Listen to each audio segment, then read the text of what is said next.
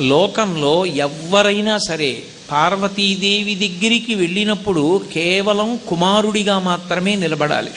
ఏ పురుషుడైనా అమ్మవారి మ్రోల నిలబడినప్పుడు నేను పురుషుడనన్న భావనతో నిలబడితే ఆమె కన్నులు ఎరుపెక్కుతాయని చెప్పారు శంకరాచార్యుల వారు. శివే శృంగారార్ధ్ర తదితరజనే కుత్సనపరా అన్నారు. నేను కూడా పురుషుణ్ణి అన్న భావనతో, మగవాణ్ణి అన్న భావనతో ఎవరైనా అమ్మవారి ముందుకెడితే ఆమె కన్ను ఎరుపెక్కుతుంది. మరి ఆమె ముందు ఎలా నించోవాలి?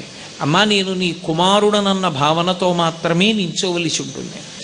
అందరూ అమ్మా నేను నీ కుమారుడను అని నించుంటారు. నువ్వు మాకు అమ్మా అని పిలుస్తారు. అమ్మా అని అమ్మవారిని పిలిచేటప్పుడు దంపతులు ఇద్దరు వెళ్ళి పిలిచినా ఏదో మగవాడు అమ్మా అని పిలిచి తీరాలి కాబట్టి అమ్మా అని అంటున్నాను కాబట్టి నువ్వు అత్తాను అనడానికి అవకాశం ఏమి ఉండదు.